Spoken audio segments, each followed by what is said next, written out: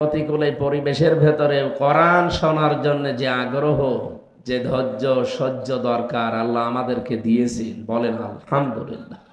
যেহেতু কখন বৃষ্টি নেমে যায় বলা যায় না, এজন্য আমরা খুব তাড়াতাড়ি তাফসিরুল কোরআন মাহফিল লিখেছেন, তাফসির আকারে কথা বলার চেষ্টা করব ইনশাআল্লাহ। আল্লাহ রাব্বুল আলামিন বলেন সূরা হামিম সিজদার 33 নাম্বার আয়াতে আছে, ওয়ামানা আহসানু কাওলাম মিম্মান দাআ ইলাল্লাহ ওয়া আমিলা সালিহান ওয়া ক্বালা ইন্নানি মিনাল মুসলিমিন। আল্লাহ পাক বলেন ওই লোকটার চাইতে উত্তম কথা দুনিয়ায় কেউ বলে না, যে লোকটা আল্লাহর দিকে আহ্বান করে। আজকের এই অনুষ্ঠানে ডাকা হবে কার দিকে? নাকি আমি ইমাম সাহেবের দিকে ডাকবো? ওয়া আমিলা সালিহা, আর যে ব্যক্তি ভালো ভালো কাজের আঞ্জাম দেয়। এখানে যে ওয়া আমিলা সালিহা, আমল মানে তো কাজ, আমরা জানি। সালেহ মানে, আমার মনে হয় সভাপতি ছাড়া অধিকাংশ মানুষ ভুল বলবেন। সালেহ মানে শুধু নেক কাজ না, সালেহ শব্দের শাব্দিক অর্থ হচ্ছে যোগ্য। কি বললাম? আপনাকে যোগ্যতা অর্জন করা লাগবে। ওয়ামিলা সালিহা, ভালো ভালো কাজ শুধু না, যোগ্যতা সম্পন্ন কাজে আপনাকে এগিয়ে যাওয়া লাগবে। বলেন তো, বাংলাদেশে এই মুহূর্তের জন্য ডক্টর ইউনূস যে পর্যায়ে আছে আন্তর্জাতিক বিশ্বে, বাংলাদেশে আর কেউ আছে? আপনি কি মনে করছেন উনি নিজের থেকে এগুলো করতে চায়? পেছনে যে সমস্ত মানুষ নামে জানোয়ার গুলো খাড়া হয়ে আছে তাকে পদত্যাগ করানোর নাম দেওয়ার জন্য, এগুলো দেশের শত্রু, মানবতার শত্রু, ইসলামের তো শত্রুই। প্রশ্ন আসতে পারে উনি সুদ খেতেন ওনার নামে। আরে ভাই, পৃথিবীতে টিকে থাকার জন্য এখন বাস্তবতার দিকে আপনি তাকান। উনি যদি এই মুহূর্তে দায়িত্বটা ছেড়ে দেন, পাশে প্রতিবেশী নামে কলঙ্ক যারা আছে, ওরা যাদেরকে পুশ করেছে এতদিন, আপনি এর আগে তাকান, হাসিনাকে কাছে রেখে রেখে বিভিন্ন সবক দিয়ে পুশ করে পাঠিয়েছিল, এসে কি করলো দেখলেন না? এই 15.5 বছরও যাদেরকে ওখানে রেখে রেখে বিভিন্ন মেডিসিন দিয়ে ঔষধ খাওয়িয়ে আবার পুশ করেছে, ওদের কথাবার্তা উল্টা।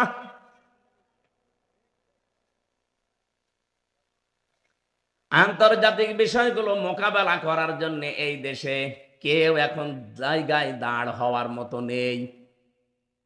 ওই লোকটার চেহারার দিকে তাকিয়ে, এই পৃথিবীতে এখন 1000 বিশ্ববিদ্যালয় আছে যেগুলো লিস্টেড, বাংলাদেশের একটাও সেই তালিকায় নেই। আপনার রাজশাহীও নেই, ঢাকা ভার্সিটিও নেই, কুষ্টিয়া বিশ্ববিদ্যালয়ও নেই। আমি মালয়েশিয়া ছিলাম, মালয়েশিয়াতে এই বাংলাদেশের চাইতে 5 ডবল বড় ওই দেশটা। ওখানেও কয়েক হাজার বিশ্ববিদ্যালয় আছে, কিন্তু একটা বিশ্ববিদ্যালয় শুধু ওই 1000 লিস্টের ভেতরে আছে। তাছাড়া মালয়েশিয়ার এত বড় বড় বিশ্ববিদ্যালয় একটাও লিস্টেড নেই।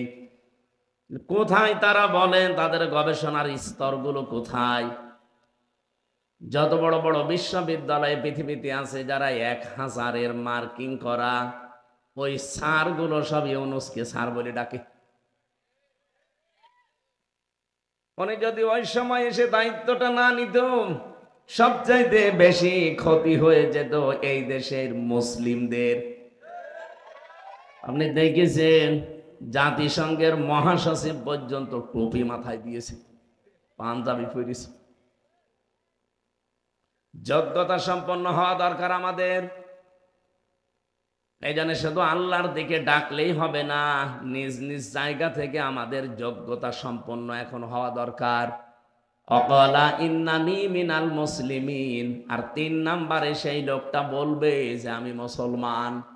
কি? চাঁপাই নবাবগঞ্জবাসী, বাংলাদেশের সাতক্ষীরা আর চাঁপাই, এই 2 জেলা স্বতন্ত্র।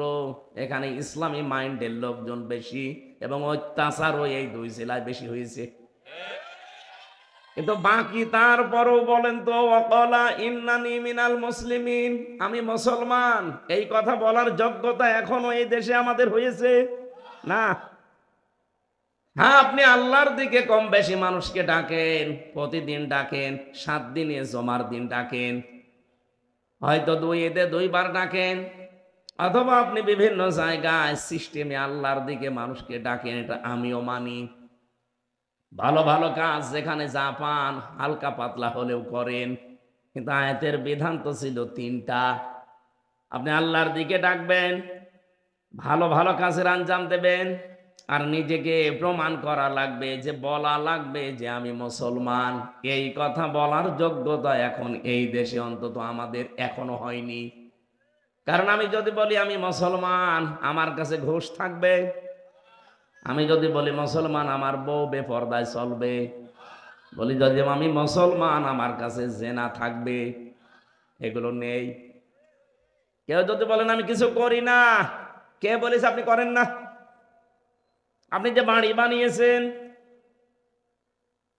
আপনি যে একটা প্রতিষ্ঠান করলেন, এই যে টুপিটা মাথায় দিয়েছি, এ রুমালটা দেখতে সুন্দর মনে হচ্ছে, হাসি রুমাল। এ রুমালটা যে ফ্যাক্টরিতে তৈরি হয়েছে, ফ্যাক্টরির মালিক লোন নিয়েছে ব্যাংক থেকে। এক কথা বলছেন এখন। যতদিন পর্যন্ত দেশে জাকাত ভিত্তিক অর্থনীতি কায়েম না হবে, ততদিন পর্যন্ত এই দেশে যে যাই করুক, ও হয় ডাইরেক্ট সুদখোর না ইনডাইরেক্ট। কারণ ব্যাংকিং ব্যবস্থার দিকে আপনি তাকান, এটা অর্থনীতি। এই দেশের অর্থনীতিতে আজ পর্যন্ত আমরা কোরআনকে হাদিসকে নিয়ে যেতে পারি নাই। এই জন্য যত ব্যাংক আছে সবগুলো সুদের সাথে জড়িত, কেউ ডাইরেক্ট কেউ ইনডাইরেক্ট।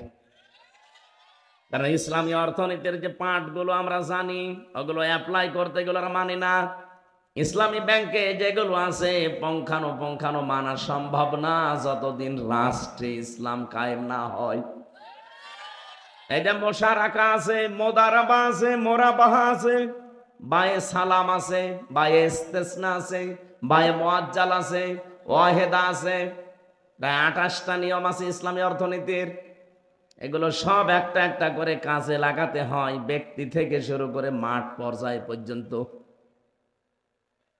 বাকি যে ব্যাংকিং ব্যবস্থায় যারা আপনারা কাজ করছেন, লেনদেন করছেন, সোনালী ব্যাংক, রূপালী ব্যাংক, অগ্রণী bank, Chaitali bank, Chaitali bank আছে, জনতা, চৈতালিও 2 দিন পরে খুলে ফেলবে।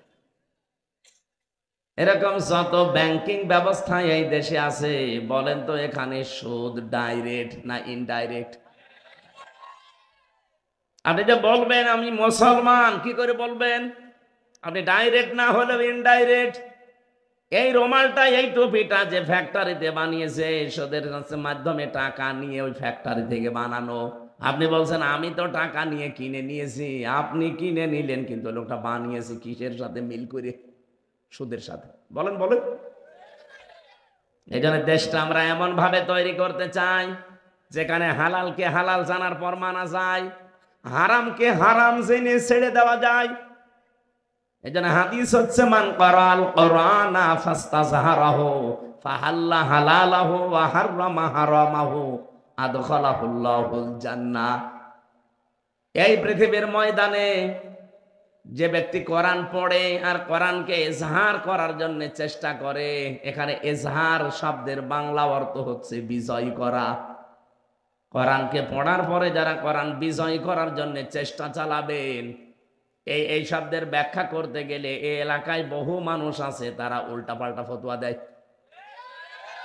আমি যখনই বলি যে আমি কোরআন পড়ি এবং কোরআনকে আমি ইজহার করার জন্য চেষ্টা করি, কোরআনকে আমি বিজয় করার জন্য চেষ্টা করি, কিছু মানুষ দেখবেন তারা ফতোয়াবাজি করেছে এটা ধর্ম ব্যবসা, এটা ধর্মের নামে রাজনীতি। এটা ধর্ম ব্যবসা না ধর্মের নামে রাজনীতি আপনার কাছে শেখা লাগবে আমার? আমি কোরআনের ওপরে অনার্স মাস্টার শেষ করেছি। আপনার পেটে বোম মারলে যদি আপনি কোরআনের একটা আয়াত আমার সামনে শুদ্ধ করে ওই 7 কিরাত দিয়ে পড়তে পারেন, আমি এই মুহূর্তে আপনাকে মিষ্টি খাওয়াবো। 7 কিরাত লাগবেন, আপনি 1 কিরাতেই পড়েন তো দেখি। আমি তো 7 কিরাতেই কোরআনের আয়াত পড়তে পারবো একটা একটা করে। আপনি এক কিরাতে পড়েন দেখি, একটা আয়াত শুদ্ধ করে বলতে পারেন না, ওর ভেতরে ব্যাখ্যা বিশ্লেষণ কি আছে জীবনে পড়েন উনি। খালি বাংলা অর্থ পড়ে আপনি বিশাল মুফতি হয়ে বসে আছেন। আমি যখন এই শব্দের ব্যাখ্যাগুলো করতে চাই, হ্যাঁ মাওলানা হয়তো বলবে ফাস্তা জাহারো মানে এজহার মানে স্পষ্ট করা, এজহার মানে ওটা ওই যে নুন সাকিন মিম সাকিনের কায়দা যখন পড়ায় তাসবিদে তখন আমরা পড়াই যে এজহার মানে স্পষ্ট করা। কিন্তু ব্যাখ্যা করার সময় আপনি হাদিসের টিকাগুলো দেখবেন, ওখানে এজহার মানে বিজয় করা, এজহার মানে দাঁড় করানো, এজহার মানে কায়েম করা। 33টা অর্থ আছে কমপক্ষে।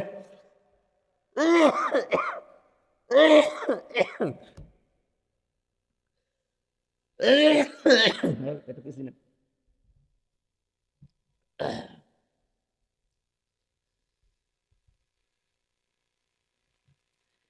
কেন এজহার শব্দের অর্থ এখানে শুধু স্পষ্ট করা দিলে হবে না, ধরা লাগবে কেন?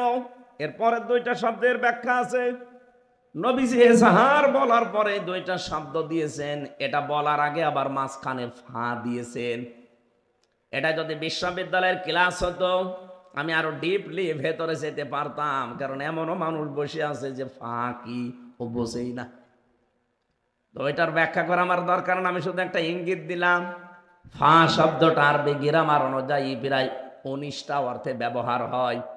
এখানে যে ফা নবীজি দিয়েছেন, ফা যদি বাঁধও দিতেন আমি আলেম যারা আমরা অর্থ করতে পারতাম, কিন্তু ফা দিলেন কেন? হযরতে আবু হুরায়রা রাদিয়াল্লাহু তাআলা আনহু বলেন, বিশ্বনবীর কাছে আমি একবার শুনলাম, মান ক্বালা লা ইলাহা ইল্লাল্লাহ ফাদাখালাল জান্নাহ, বুখারী শরীফের হাদিস। হযরতে আবু হুরায়রা বলেন, কথা শোনার পরে আমি দৌড় দিয়েছি, যারে সামনে পাই তারেই বলি যে লা ইলাহা ইল্লাল্লাহ বললে আল্লাহ তাকে জান্নাত দিয়ে দেবে। যে শোনে আমাদের মতো যারা আবেগলা মুসলমান বলে আলহামদুলিল্লাহ সুবহানাল্লাহ, পড়েছে হযরত ওমরের সামনে।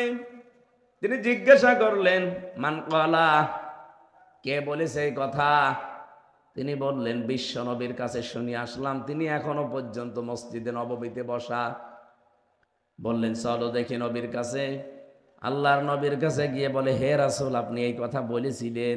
নবীজি বললেন নাম, হ্যাঁ আমি বলেছি। হযরত ওমর বিচক্ষণ ছিলেন, আমাদের মতো আবেগলা না, তালে মাতাল না। উনি বললেন, হে নবী আপনি কেন বললেন এই ফা শব্দটা? আপনি তো বলতে পারতেন মান ক্বালা লা ইলাহা ইল্লাল্লাহ দাখালাল জান্নাহ, যে ব্যক্তি লা ইলাহা ইল্লাল্লাহ বলবে সে জান্নাতে চলে যাবে। ফা দিলেন কেন মাঝখানে?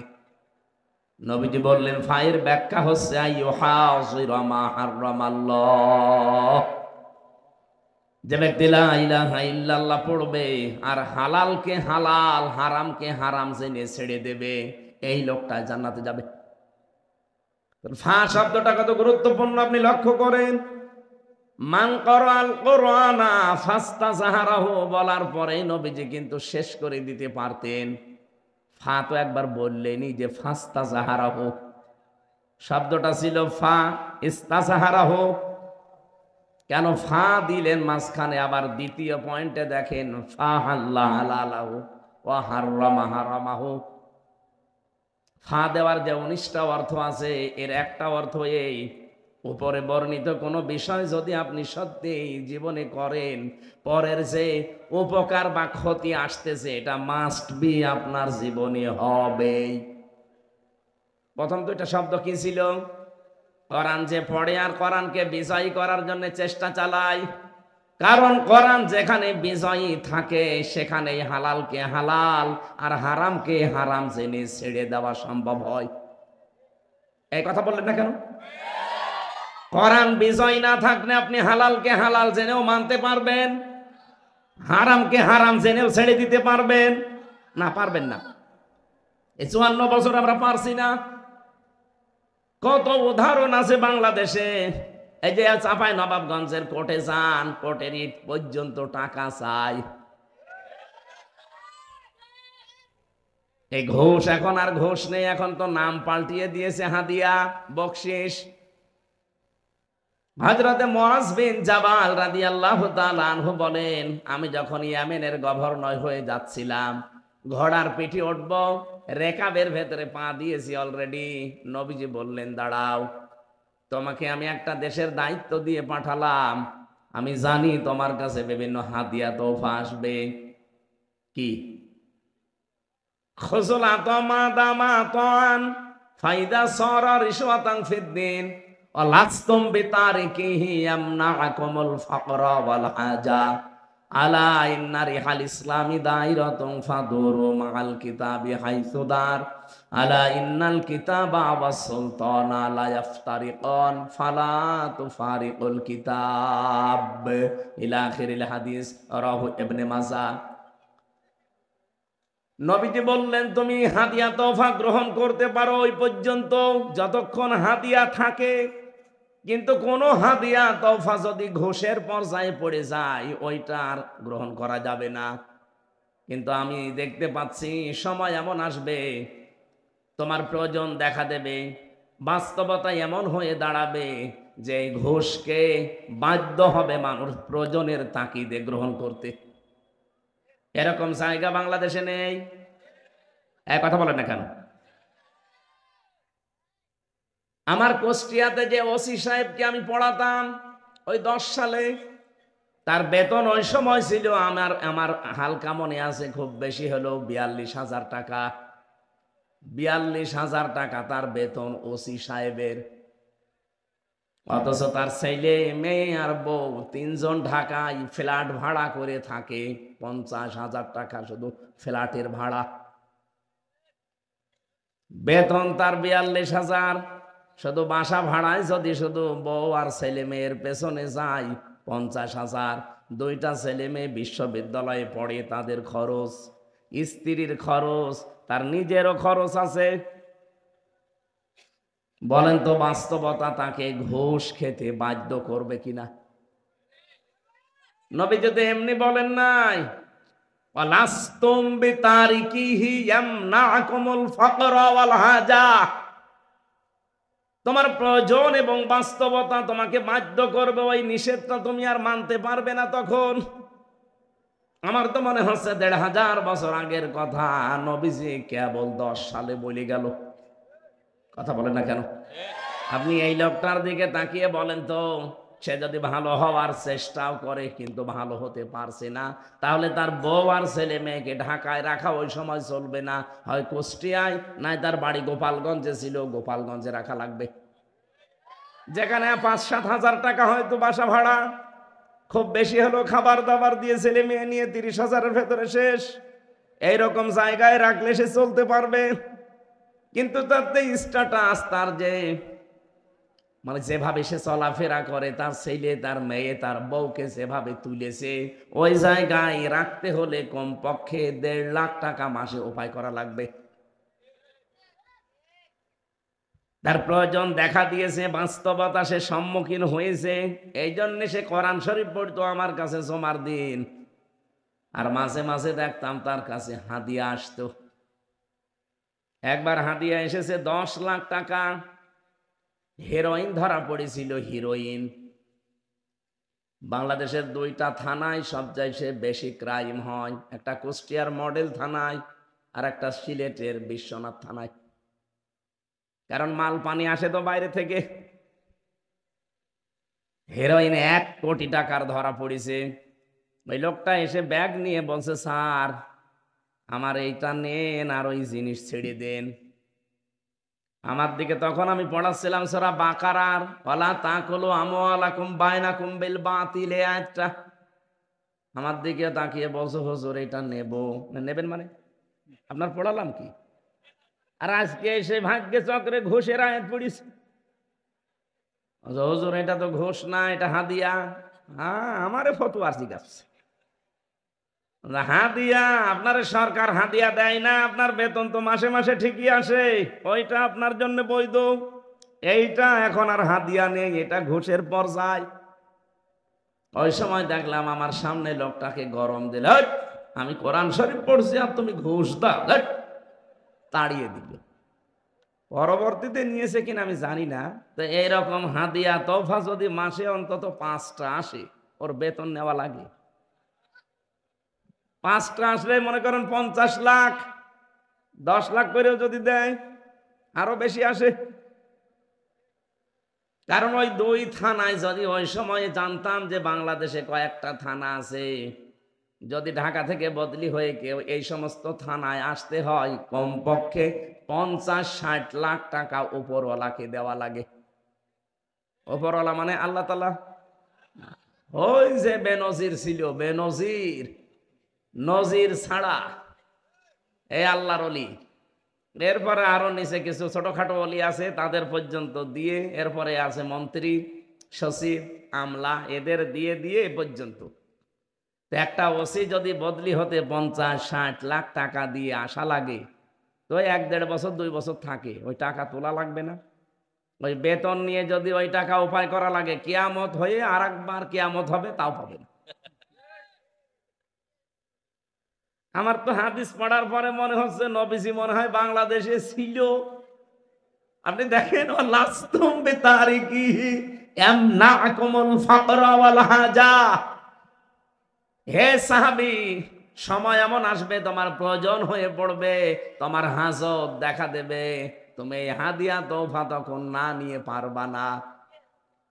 সাবধান, ইসলামের খুঁটি, ইসলামের যে যন্ত্রপাতি আছে, দুনিয়ার কেউ যদি ইসলামের পক্ষে না থাকে, এগুলো কিন্তু ইসলামের খুঁটি বাতাসে নড়তে থাকবে।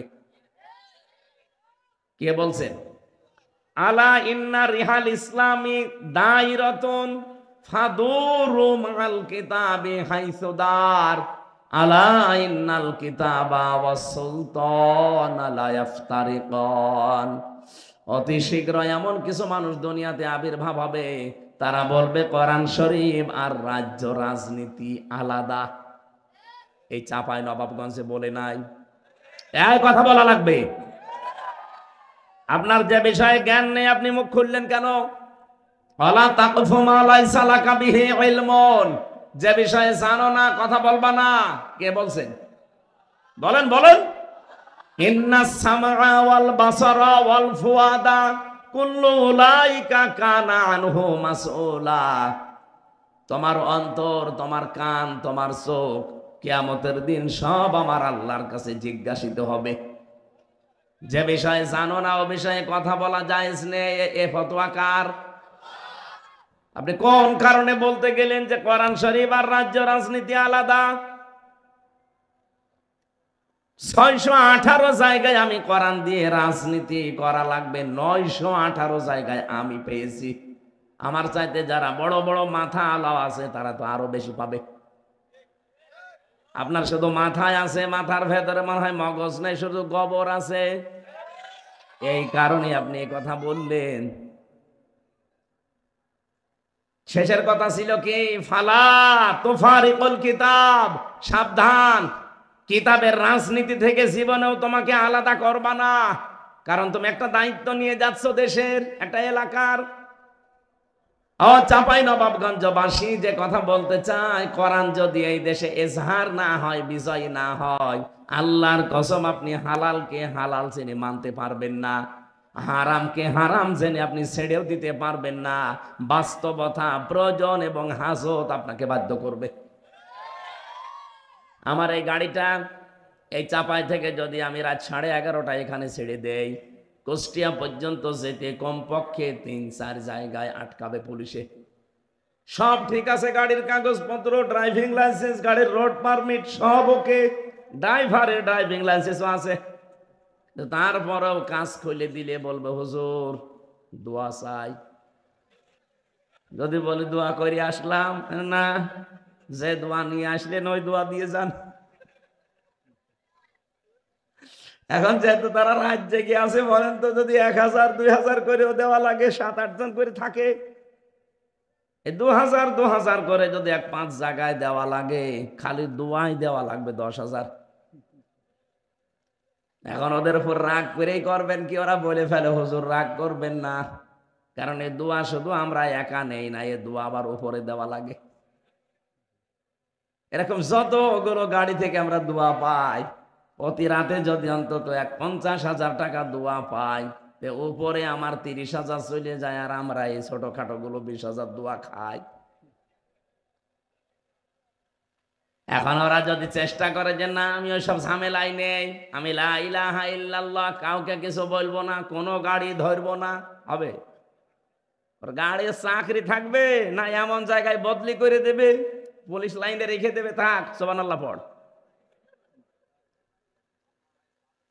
না, হচ্ছে না। যতদিন কোরআন বিজয় না হবে আপনি পারবেন না। আর এইটার জন্যই এত কথা বলা হয়, আর আপনারা উল্টা দিকে নিয়ে যান। হ্যাঁ, এত দরকার কি? আরে দরকার কি? 54 বছরে দেখতে পাচ্ছেন না? এখনো পর্যন্ত বলার সৎসাহস আমাদের হয়নি যে আমি মুসলমান, কারণ আমি মুসলমান এই কথা বললে আমার বউ জীবনও বেপরদায় চলবে না।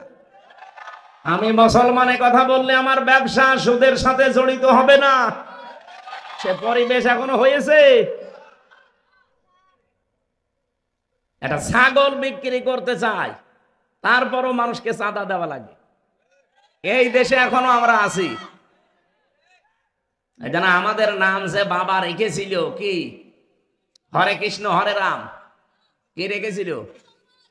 হুয়া সাম্মাকুমুল মুসলিমিন। আমি তোমাদের নাম সন্তান হিসাবে, জাতি হিসাবে রেখে দিলাম কি? মুসলমান। সুতরাং মুসলমান এই পরিচয় দেওয়ার মতো যোগ্যতা এখনো আমাদের দেশে কারোরই হয়নি। এই যোগ্যতা আমরা তৈরি করতে চাই। 56,000 বর্গ মাইল এই কোরআন দিয়ে যখন চলবে, কোরআন যখন বিজয় থাকবে, তখন বুক ফুলিয়ে বলা যাবে যে আমি মুসলমান। এ কথা আমরা বলতে চাই না। এইটা যদি কেউ বাধা দিতে আসে, সে ইসলামের শত্রু, মানবতার শত্রু, আমারও শত্রু। কারণ ও তো জান্নাতে যেতে চায় না, আমারও যেতে দিতে চাই না। জান্নাতে যাওয়ার বাধা হয়ে যারে দেখবো, হযরতে ওমর যেমন, হযরত ওমরের বাবা এসে শুধু মুহাম্মদ রাসূলুল্লাহর বদনাম করছিল, তিনি একবার দুইবার তিনবার নিষেধ করলেন যে বাবা খাত্তাব, আপনাকে আমি সম্মান করি, কিন্তু নবীজির ব্যাপারে কথা বলবেন না। তারপরও যখন বারবার নবীজিকে গালি দিচ্ছিল, এক কোপ দিয়ে বাবার এই কল্লা আলাদা করে ফেলেছে। এই দেশে আমার মনে হয় এখন ওমরের মতো ভূমিকায় আমাদের আসা দরকার। ইসলাম নিজে মানেন না, মানতেও দিতে চান না, জান্নাতে যাওয়ার বাধা হয়েছে দাঁড়াবে, বাপ হলেও ছাড়বো না। যাই হোক, তেলাওয়াতকৃত আয়াত যেহেতু ছিল সূরা সূরা মারিয়াম, 41 নম্বর আয়াত, মাত্র একটা আয়াত পড়েছি। জাতির পিতা ইব্রাহিম নবী আলাইহিস সালাম, যেহেতু আর 14 দিন পর একটা দিবস আমাদের সামনে আসছে, তার নাম কোরবানি। এই কোরবানি যার মাধ্যমে আমরা পেলাম, তার নাম হযরতে ইব্রাহিম। নাম কি? বলেন বলেন। হযরতে ইব্রাহিমকে আমার আল্লাহ স্মরণ করতে বলছেন, ওয়াযকুর ফিল কিতাবি ইব্রাহিম। আর একটা কিরাত আছে, ওয়াযকুর ফিল কিতাবি ইব্রাহিম। বলেন আল্লাহু আকবার। আল্লাহ বলেন এই কিতাবের ভেতরে ইব্রাহিম সম্পর্কে কিছু কথা আছে। হে নবী, আপনি এটা স্মরণ করেন। নবীজিকে স্মরণ করাতে বললেন কেন? ও চাপায় বাসিয়া দিকে তাকান। এই পৃথিবীতে এই যে শব্দটা প্রথমে আল্লাহ দিলেন অজকুর, জাকারা ইয়াজকুরু শব্দের শাব্দিক অর্থ হচ্ছে স্মরণ করা। জিকির বলে না? এই জিকির থেকে জাল কাফ র, অজকুর, এটা আমরের সিগা। হে নবী, আপনি স্মরণ করেন বা বর্ণনা করেন, মানুষকে জানান। কি জানাবেন? ফিল কিতাবি, এই কিতাবের মধ্যে। কিতাবের মধ্যে বলতে আল্লাহ পাক কি বোঝাতে চান? কিতাব মানে পৃথিবীতে কোরআন। কিতাব মানে কি? আরো জোরে বলেন। তাফসীরে ইতকানের ভেতরে পাবেন এই কোরআনের আল্লাহ 55টা নাম নিজে দিয়েছেন। কোরআন শরীফের নাম কয়টা? 55টা। এই ছেলে, এরা কারা? এরা বসেন। আমার ওয়াজে বসিয়ে চলে যাচ্ছে, আমি ওঠার আগে কে ওঠা যাবে না, নাকি শেষ করে দেব? এত কষ্ট আমার মনে হয় এই বছরের মাহফিলে ওই শুধু রাজশাহীর একটাই করেছিল আর এই আজকের একটাই।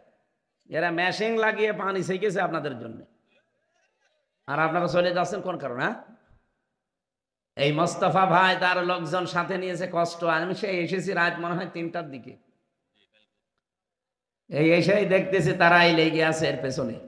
মসজিদে দেওয়ার কথা ছিল, কিন্তু পরিবেশটা যেহেতু হালকা করতে পেরেছে, কখন বৃষ্টি নেমে যায় বলা যায় না। যতক্ষণ বৃষ্টি না আসে থাকবেন না, এটা বলা আবার ঠিক না যে বৃষ্টি দেখা যাচ্ছে 2 দিন হইল না, অন্তত ঘন্টাখানিক থাকেন নাকি। এই আয়াতটা আমার যতদূর নিয়ে যায় আমরা ততদূর যাবো ইনশাআল্লাহ। 14 দিন পরে দিবস আসতেছে, দিবস তো আসবে চলেও যাবে, তা কিছু নেওয়া লাগবে না। কিতাবের ভেতরে, কিতাব মানে কোরআন শরীফ, 55 নামের 55টার বাস্তব কিছু নাম আমরা আপনাদেরকে শোনাচ্ছি। কোরআনের ভেতরে আল্লাহ সবচাইতে উত্তম নাম দিয়েছেন, তার নাম হচ্ছে কোরআন। নাম কি? ফাযাক্কির বিল কোরআনি মান ইয়াখাফু ওয়াঈদ। রব্বুল আলামিন বলেন, হে নবী, আপনি যখন জিকির করবেন, আলোচনা করবেন, উপদেশ দেবেন, তখন আমার কোরআন থেকে দেবেন। মাইয়া খফু ওয়াঈদ, so admonish or by the holy Quran him who frays my threat। যার ভেতরে আল্লাহর ধমকের ভয় আছে, কোরআনের উপদেশ শুনলে তার কাজ হবে। কোরআনের প্রথম নামই কোরআন। 2 নাম্বার নাম হচ্ছে আল কিতাব, যেটা আমি আজকের আয়াতের ভেতরে দ্বিতীয় শব্দে পেয়েছি। 3 নম্বরে কোরআনের নাম হচ্ছে ফুরকান। 4 নম্বরে কোরআনের নাম আজ-জিকির। 5 নম্বরে কোরআনের নাম আত-তানজিল। 6 নম্বরে কোরআনের নাম মুবিন। 7 নম্বরে কোরআনের নাম নূর। 55টা নাম আমি পড়েছিলাম তাফসিরে খানের ভেতরে। অন্যতম গুরুত্বপূর্ণ নাম হচ্ছে আল কিতাব। কি কিতাব? শুধু কিতাব আল্লাহ দেয়নি, আলিফ লাম লাগিয়ে নির্দিষ্ট করে দিয়েছেন। এটা দিয়ে বোঝাতে চাই পৃথিবীতে একটাই মাত্র কিতাব আছে, তার নাম কোরআন। আর দুনিয়ায় যত কিছু পান সব হচ্ছে এই কিতাবের ব্যাখ্যা। তাহলে হাদিস এবং যত দুনিয়ায় যত বই লেখা আছে সবগুলো হচ্ছে কোরআনের ব্যাখ্যা। কোন কিতাব কোরআনের শব্দ থেকে গবেষণা করে হয়তো লেখা। আমি আমার গাড়িতে 4টা কিতাব আজকে আমি জেলখানায় থাকতে লিখেছিলাম, 2টার বাইরে থাকতে 2টা, এগুলো সব কোরআনের শব্দের উপরে ভিত্তি করে লেখা। মেয়েদের সম্পর্কে, দাম্পত্য জীবনের যে কলহ, মানুষের এই যে স্বামী স্ত্রীর গন্ডগোল লাগে, কেন এর সমাধান করতে হয়, না হলে সংসার টেকে না। কি কি কারণে গন্ডগোল হয় আর কেন, এগুলো কিভাবে পদ্ধতি আছে। আপনাদের এখানে ফো দিয়ে হবে না, ওই পদ্ধতিগুলো অ্যাপ্লাই করলে পরিবারে শান্তি নেমে আসবে। ওইগুলো একটা শব্দের ব্যাখ্যা করতে গিয়ে লিখেছিলাম সূরা আহজাব 33 নম্বর আয়াতের তাবাররুজ শব্দটা দিয়ে। তাফসিরে এটা খাজেন থেকে নিয়েছি বেশি, 120 পৃষ্ঠা আমি লিখেছি পরিবার নিয়ে।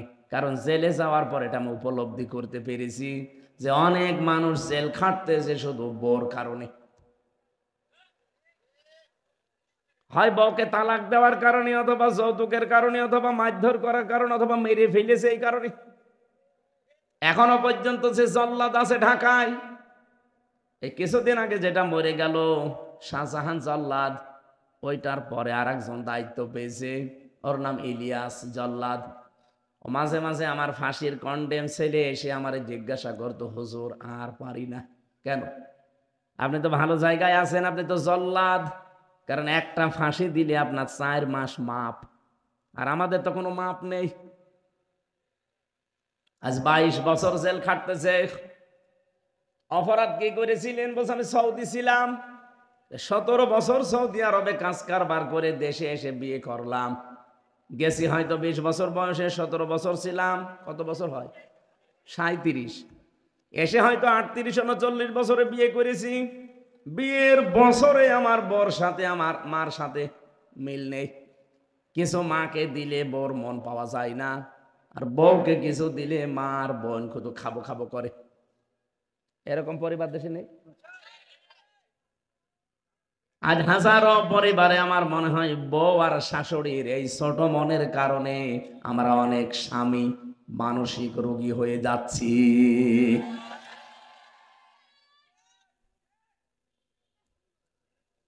আমার মনে হয় চিল্লাচ্ছে যেগুলো এখনো বিয়ে করেনি, বিয়ে করে তো চিল্লাবে। এখনো তো বেড়ার কলে থাকেননি, বেড়ার কলে থাকবেন তারপরে তো চিল্লাবেন। মা বোনেরা আমার মনে হয় মেয়েরা এসেছে, সম্মানিত মা বোনেরা, শুধু নামাজ পড়া রোজা রাখার কালো বোরকা পরা ইবাদত না, আপনার কারণে যে আপনার স্বামীটা আজ মানসিক রোগী হয়ে যাচ্ছে টের পাচ্ছেন আপনি।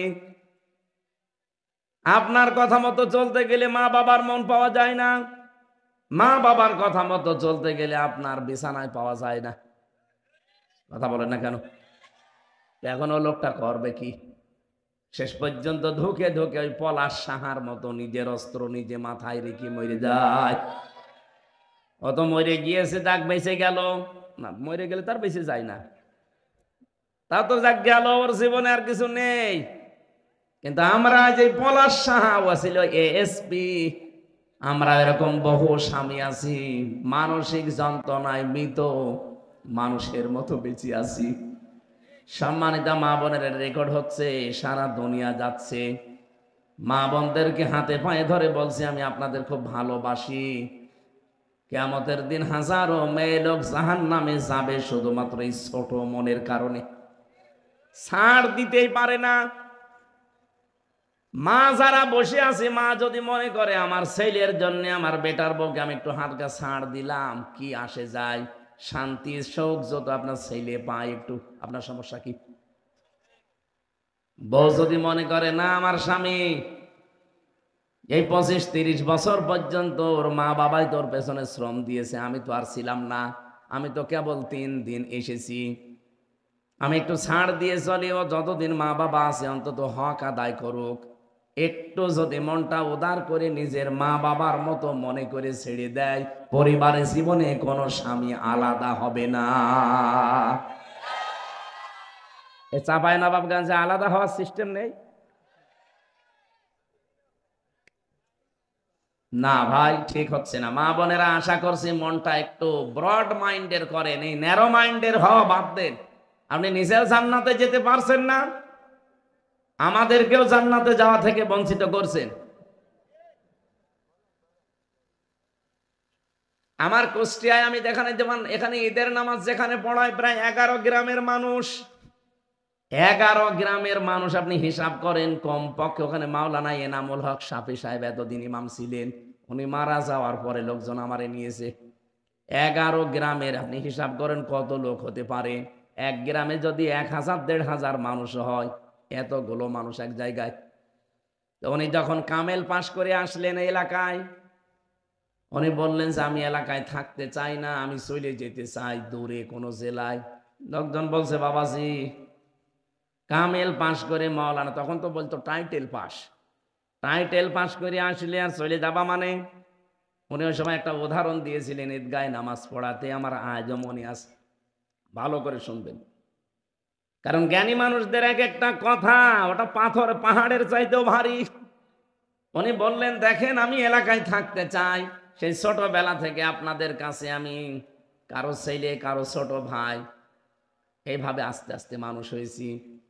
ছোটবেলায় কেউ আমারে ডাকতো এই সাফি এদিকে আয়, ওই সাফি কোথায় বলতো না। আমি এখন টাইটেল পাস করে কামেল পাস করে মাওলানা হয়ে এলাকায় আসলাম, ওই আমার বন্ধু বান্ধব যারা আছে, আমার ছোট ভাই, আমার বয়সী যারা, আমার চাচা আমার দাদা, ওরা তো আর বসবে না যে সাফি সাহেব কামেল পাস কিনা। ও ঠিক ওই সে 12 বছর আগে যেভাবে ডাকতো ওই সাফি, ওইভাবেই বলবে ওই সাফি। আমি তো সে সাফি আছি, কিন্তু আমার নামের আগে এখন একটা আলেম লেখা আছে, কি কথা বুঝতেছেন? আর আলেম তো আর যার তার নামের আগে লেখা যায় না। আল উলামা ওয়ারাসাতুল আম্বিয়া, আলেমরা নবীর ওয়ারিস। নবীজি বলেন আমি থাকলে যা করতাম আমার আলেমরা যদি ওইটা করে, ওরা কিন্তু সাধারণ থাকে না, ওরা তখন আমার উত্তরাধিকারী হয়ে যায়। স্থলাভিষিক্ত নায়েবে রাসূল। নবীজিকে কেউ যদি বলে এই মোহাম্মদ, বলতে পারে? বলেন বলেন, তাহলে আমি শাফি সাহেবের আগে মাওলানা এনামুল হক শাফি লেখা। আপনি তো আর মনে করবেন না যে আমি কামেল পাশ করে এসেছি, মনে করবেন ওই সেই ফাইভে পড়তাম গ্রামে সেই শাফি আছি। আপনি বয়সে হয়তো বড় অথবা সমবয়সী, একবারে আপনি আবেগে বলবেন এই শাফি শোন। আপনি আলেমের অসম্মান করে ফেলবেন। আমার নিজের জন্য না, আপনার জন্য হলেও আপনাকে আমি বাঁচাতে চাইবো না। দূরে থাকি, বছরে 2-1 বার আসবো, ওই চলবে। কি বলেছিল আপনি ইঙ্গিত পেয়েছেন? কথা বুঝতেছেন না? বোঝেননি? আমি আপনাদেরকে বাঁচাতে চাই, আমাকেও বাঁচাতে চাই। আপনারা তো বাঁচবেন নিজেদেরকে এভাবে উল্টা পাল্টা না ডেকে, আর আমি আমাকে বাঁচাতে চাই। কারণ যখনই আপনি বলবেন যে এই শাফি, তখন আমার মনের ভেতরে একটা অহংকার আসতে পারে। কি? আমি টাইটেল পাস আর আমার এই শাফি বলে ডাকছে, ভেতরে একটা অহংকার চলে আসতে পারে। আমি নিজেকেই নিজে বরবাদ করে ফেললাম। আমি নিজেকে এই জন্য বাঁচাতে চাই, আপনাদেরও আমি বাঁচাতে চাই। আমার ভাইরা, আমি যে কথা তুলেছিলাম, আজ আমরা আমাদের মনটা যদি ন্যারো মাইন্ডের না করে ব্রড মাইন্ডের করতে পারতাম, এই স্বামীর যে সম্মান মর্যাদা আপনি তো এখনো টের পাননি যে এ বেটা কি জিনিস। নবীজি বলেন এই পৃথিবীতে যদি আমি মেয়েদেরকে আল্লাহ বাদে অন্য কাউকে সেজদা দেওয়া জায়েজ থাকতো, মেয়েদের কানের কাছে মুখ নিয়ে বলতাম মেয়েরা আর যাই করো স্বামীর পায়ে সেজদা দাও। কত বড় সম্মান, আল্লাহর পরে তার স্থান। আর আপনি তার মুখে মুখে তর্ক করেন, তার মা বাপ তুলে আপনি গালি দেন। খাদিজাতুল কুবরা রাদিয়াল্লাহু তাআলা আনহার জীবনী পড়েছি, পুরাটা জীবনী আমি কয়েকবার পড়েছি। আমি দেখেছি তার পুরা জীবনে কোনোদিন তিনি 1 ওয়াক্ত নামাজ পড়েননি, একটা রোজা রাখেননি, জীবনে একদিনের জন্য তিনি পর্দায় ছিলেন না, একটা টাকা যাকাত দেননি, জীবনে কোনো দিন একবারের জন্য হজ করেননি। কারণ হচ্ছে এই বিধানগুলো সব নাজিল হয়েছে তার ইন্তেকালের পরে, এই জন্য তিনি করেননি। কিন্তু তার সম্মান দেখেছেন, এই পৃথিবীতে জিন্দা অবস্থায় একজন মানুষকে, একজন মহিলাকে আমার আল্লাহ সালাম দিয়েছিলেন, তার ভেতরে খাদিজা। আর একজনকে দিয়েছিলেন, তার নাম হজরতে আসিয়া। হজরতে আসিয়াকে আমার আল্লাহ শুধু সালাম দিয়েছেন, কিন্তু ঘর বানিয়েছেন জান্নাতে আমি পাইনি। আসিয়া চেয়ে নিয়েছিলেন, বলেছিলেন আল্লাহ তুমি আমার জন্য জান্নাতে একটা ঘর বানিয়ে দাও যেখানে বসে বসে তোমারে দেখা যায়। কিন্তু খাদিজাতুল কুবরার জন্য আমার আল্লাহ নিজে জান্নাতে ঘর বানিয়ে সুসংবাদ পাঠিয়েছেন। উনি চেয়ে নিয়েছেন আর এনার জন্য পাঠিয়ে বানিয়ে আল্লাহ পাঠিয়ে দিয়েছেন। মর্যাদা কোথায় আপনি টের পাচ্ছেন? আল্লাহ নিজে সালাম দিয়েছে, জান্নাতে ঘর বানিয়ে পাঠিয়েছে। পুরা জীবনী পড়ি আমি সামারাইজ এইটাই পেয়েছি, একটাই মাত্র কারণ, নামাজ নেই, রোজা নেই, পর্দা নেই, হজ নেই, যাকাত নেই। একটা কারণে আল্লাহ এত খুশি, জীবনে কোনোদিন সাংসারিক যতদিন ছিলেন নবীর সংসারে কোনোদিন বিশ্ব নবীকে একদিনের জন্য তার মনে দুঃখ দেননি, কষ্ট দেননি। আল্লাহ জানে এত খুশি ছিলেন খাদিজার উপরে। আপনি বলেন তো, এখানে আমরা যারা স্বামী আছি, জীবনে কোনোদিন আজ পর্যন্ত বউ আমাকে একদিনের জন্য দুঃখ দেয়নি, এরকম স্বামী আছেন? হাত তোলেন তো দেখে একজন।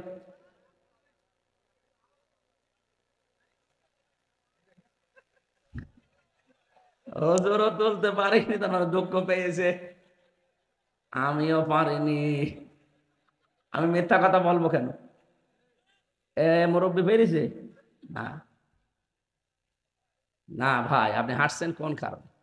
আমরা যদি না পারি, আপনারা কোন জাহান্নামে আছেন এটা থার্মোমিটার দিয়ে মাপা দরকার।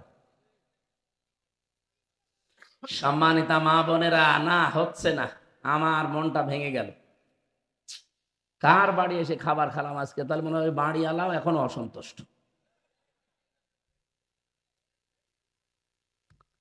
নামাজ পড়েন আপনি, রোজা রাখেন আপনি, বোরকা পরেন, অথচ স্বামীর মনে প্রতিদিন 10 বার করে দুঃখ দিতে আছেন। খাদিজা জীবনে কোনোদিন এক সেকেন্ডের জন্য স্বামীকে দুঃখ দেয়নি। আল্লাহ এমনি খুশি না তার উপরে, আল্লাহর আরশ খুশি হয়ে গেছে, জান্নাতে ঘর বানিয়ে তার জন্য সুসংবাদ পাঠিয়েছে। সুবহানাল্লাহ বলতে পারেন নাই? আমরা এরকম স্ত্রী তৈরি করতে চাই না চাই না? আরো জোরে বলেন। এই জন্য আমাদের স্ত্রীগুলো হওয়া লাগবে খাদিজাতুল কুবরার মতো। এরকম 6 জন মহিলার জীবন নিয়ে আমি একটা বই লিখেছি, আদর্শ নারী। মেয়েদের আদর্শ কে কে হবে, কিভাবে তাকে ফলো করবেন। আছে গাড়িতে এটা দাম্পত্য জীবনের, ওইটা মেয়েদেরকে আপনারা পড়াবেন। ও বউ, ভারতের সিরিয়াল না দেখে এই বইটা পড়ো, দেখো কি আছে, মেনে চলো। শুধু পুরুষেরটা, মহিলারটা না, পুরুষেরটাও নিয়ে যাবে। পুরুষেরটা পড়বে না, নিজেরা শুধু ভালো বউ চায় আর নিজে হয়ে আছে ফেরাউনের ভাইরা ভাই। হবে? নিজেকে হযরতে আলীর মতো তৈরি করেন, বউগুলো এমনি ফাতেমাতুজ জাহরা হয়ে যাবে।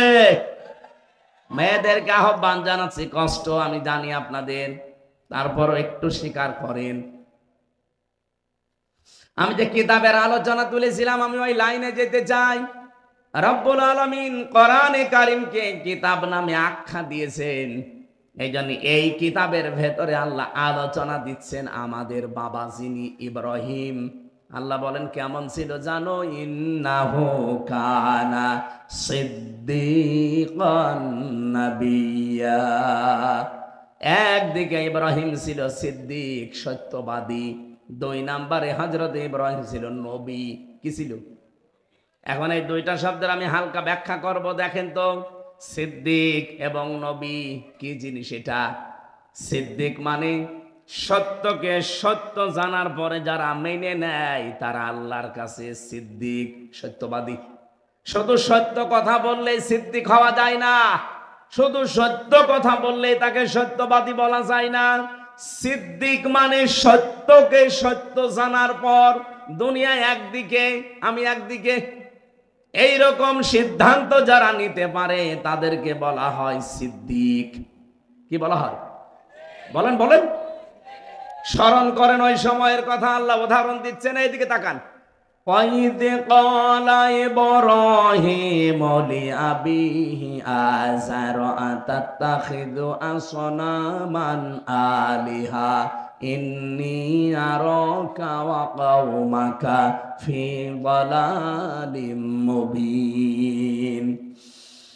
আল্লাহ পাক বলেন একটু স্মরণ করো ওই সময়ের কথা, তখন তোমাদের জাতির পিতা হযরত ইব্রাহিম তার বাবা আজরকে ডাক দিয়ে বলেছিলেন, হে বাবা, ইন্নী আরাকা ওয়া কওমাকা, অবশ্যই আমি নিজে আপনাকে আর আপনার এই জাতিকে দেখতে পাচ্ছি ফি দালালিম মুবিন, স্পষ্ট বিভ্রান্তিতে আছেন। আসনামান আলিহা, এই মূর্তিগুলো কি করেন এগুলো? আপনারা কেন এগুলো নিজেরা বানান, আবার নিজেরাই মাথা নত করেন এর সামনে, আবার শেষ হয়ে গেলে ভেঙে ফেলেন, পানির ভেতরে ডুবিয়ে দেন? কেন এগুলো করেন? আমি তো স্পষ্ট বিভ্রান্তিতে দেখতে পাচ্ছি। রব্বুল আলামিন বলেন এ কথা ইব্রাহিম কেন বলেছিল জানো? ওয়াকাযালিকা নুরি ইব্রাহিমা মালাকুতাস সামাওয়াতি ওয়াল আরদ ওয়ালিয়াকুনা মিনাল মুকিনিন। আমার ইব্রাহিমকে আমি কিছু জিনিস দেখিয়েছিলাম, আকাশ আর জমিনের এমন কিছু নিদর্শন দেখালাম, সে একেবারে দৃঢ় বিশ্বাসীদের অন্তর্ভুক্ত হয়ে গেল। আমি যে জিনিসটা এখান থেকে নিয়ে আসতে চাই, একটু পরে 2-1 মিনিট পরে বুঝবেন। এই চলে যাচ্ছেন কেন? বসেন বসেন। ফালাম্মা জান্না আলাইহিল লাইলু রাআ কাওকাবা ক্বালা হাযা রাব্বি ফালাম্মা আফালা ক্বালা লা উহিব্বুল আফিলিন। বলেন আল্লাহু আকবার।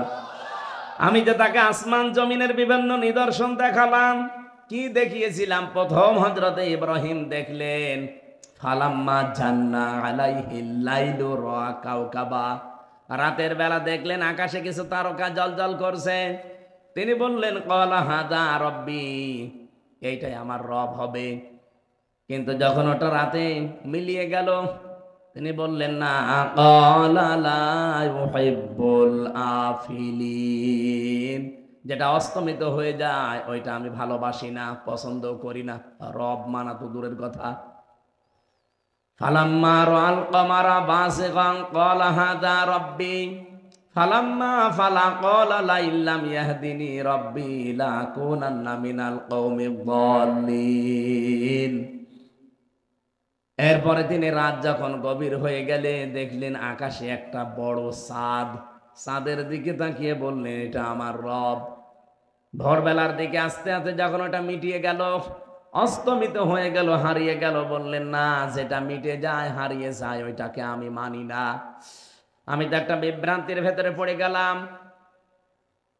ফালাম্মা রাআ আশ-শামসা বাযিগাতান ক্বালা হাযা রাব্বি হাযা আকবার ফালাম্মা আফালা ক্বালা লা ইল্লাম ইন্নী বারিউম মিম্মা তুশরিকুন। সকালবেলা যখন তিনি দেখলেন যে পশ্চিম আকাশে বিশাল এক সূর্য বড় হয়ে উঠতেছে, তাকিয়ে বললেন, এটা শুধু আমার রব না, এইটাই বড় রব। কারণ এতক্ষণ যা দেখেছিলাম ছোট ছোট, এখন তো দেখছি বিশাল, এটা আমার রবই হবে। সন্ধ্যাবেলা যখন এইটাও ডুবে গেল, উনি বললেন না, ডুবে যাওয়া জিনিস তো আমি পছন্দ করি না।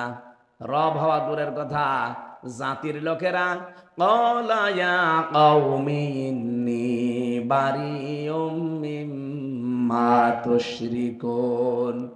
জাতির লোকেরা কান খাড়া করে শোনেন, আমি কিন্তু তোমাদের সাথে এখন আর কোনো কিছুর সাথে পূজা করি না, শরীক করি না। আমি তোমাদের থেকে মুক্ত। মুক্ত হয়েই তিনি বসেছিলেন না, তিনি ঘোষণা দিয়ে জাতিকে জানিয়েছিলেন একটা কড়া কথা, ইন্নী ওয়াজ্জাহতু ওয়াজহিয়া লিল্লাযী ফাতারাস সামাওয়াতি ওয়াল আরদা হানিফা ওয়া মা আনা মিনাল মুশরিকিন। হযরত ইব্রাহিম বললেন, হে আমার পিতা আজর বা তারেক এবং জাতির লোকেরা, অবশ্যই আজকে থেকে আমার এই চেহারা, আমি আসমান আর জমিনের যিনি উদ্ভাবক, যিনি বানিয়েছেন তার দিকে আমি ঘুরে পড়লাম। তোমাদের কারো সাথে আমি আর নেই। এতটুকু যাই বলেছিলেন, কারো সাথে আর নেই, আমি শুধু ঘুরে পড়েছি তা না, হানিফা, আমি একনিষ্ঠ ভাবে ঘুরলাম। ওমান আমিনাল মুশরিকিন, আর আমি মুশরিক না। বাবার পক্ষ থেকে জবাব শোনেন। তার বাবা এবার ডাক দিয়েছে, ক্বালা রাগিবুন আনতা আন আলিহাতি ইয়া ইব্রাহিম লা ইল্লাম তানতাহি লা আরজুমান্নাকা ওয়াহজুরনি মালিয়া। ইব্রাহিম, কি ঘোষণা দিলে তুমি যে তুমি আমাদের সাথে আজকে থেকে নেই, আমাদের এই ইলাহাগুলো মানো না? তুমি যদি এই কথা থেকে আজকে ফেরত না আসো, নিজের এই কথা থেকে যদি সরে না আসো, এক নম্বরে আমি বাবা হয়ে বলছি, লাইল্লাম তাংতাহিলা আর জমান্নাকা, তোমার আমি জীবিত রাখবো না, তোমার আমি মেরে ফেলবো, হত্যা করে ফেলবো তোমারে। আর আমি যদি এটা না পারি, দ্বিতীয় নম্বর বলেছিলেন ওয়াহজুরনি মালিয়া, হয়তো সন্তান হিসাবে আমি মায়া মহাব্বত এটা করতে যদি না পারি, আজকে থেকে ঘোষণা দিলাম তুমি আমার কাছে আর থাকবে না, দূর হয়ে যাও, দূরে কোথাও চলে যাও। এরকম কথা বললে আমার কাছে বাবা হিসাবে সন্তানকে আমি রাখি না। আপনি হিসাব করে দেখেছেন জাতির পিতাকে কঠিন পরীক্ষায় ছিলেন। আয়াতের তাফসীর পড়তে গিয়ে আমি জাতির পিতা ইব্রাহিমের জীবনে 50টা পরীক্ষা পেয়েছি। জীবনের জন্ম থেকে শুরু করে মরণ পর্যন্ত আমি 50টা পরীক্ষা পেয়েছি। তার ইমানের পরীক্ষা ছিল 10টা, তার ভেতরে এটা একটা। পরিবারও ছেড়ে দেওয়া লাগে। ইমানের উপরে টিকে থাকতে গিয়ে অনেক সময় নিজের পরিবারকেও ছেড়ে দেওয়া লাগে, অনেক সময় সমাজকে ছেড়ে দেওয়া লাগে, অনেক সময় অনেক নবী দেশ পর্যন্ত ছেড়েছেন। আর আমাদের ইমানের উপরে টিকে থাকতে গেলে কিছু ছাড়া লাগে না, আরো আত্মীয় স্বজন বাড়ে। 2 নম্বরে তার আমলের পরীক্ষা আল্লাহ নিয়েছিলেন 30টা। কোরআন শরীফের ভেতরে আপনি পাবেন সূরা মুমিনুনের ভেতরে 10টা, সূরা আহজাবের ভেতরে আছে 10টা, আর সূরা তাওবার ভেতরে আছে 10টা। এই 30টা পরীক্ষা আল্লাহ তার জীবনে নিয়েছিলেন আমলের। 3 10 30, আর ওদিকে 10 ইমানের 40, আর মাথা থেকে পা পর্যন্ত এখানে 10টা পরীক্ষা আছে বডির ভেতরে। এই 50টা পরীক্ষা আমার আল্লাহ তার জীবনে নিয়েছেন। আল্লাহ বলেন প্রত্যেকটা পরীক্ষায় আমার ইব্রাহিম পাশ করে গেছে। হযরত ইব্রাহিম ঘোষণা দিয়েছিলেন, ক্বালা সালামুন আলাইকা সাস্তাগফিরু লাকা রাব্বি ইন্নাহু কানা বি হাফিয়া। একটা একটা করে অনেকগুলো জিনিস তিনি ছাড়লেন। তারপরে তিনি বলেন, ফালাম্মা আফালাম ওয়ালাম ওয়াতাসিলুকুম মা তাদউনা মিন দুনিল্লাহ ওয়া আদউ রাব্বি আসা আল্লাহ আকুনা বিদুআই রাব্বি শাকিয়া। ফালাম্মা আতাসালাহুম মা ইয়াবুদুনা মিন দুনিল্লাহ, এ পর্যন্ত যখন তিনি বলেছিলেন, এখন তো বাংলা না বললে আপনারা আরবি বুঝবেও না।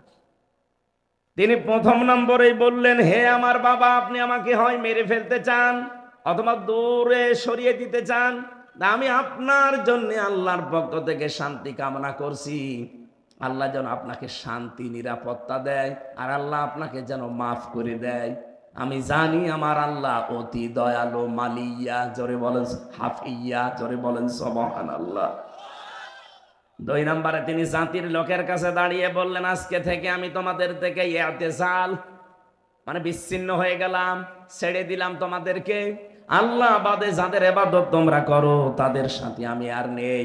ওয়াদউ রাব্বি, আজকে থেকে শুধুমাত্র আমি ডাকতে থাকবো আমার রবকে।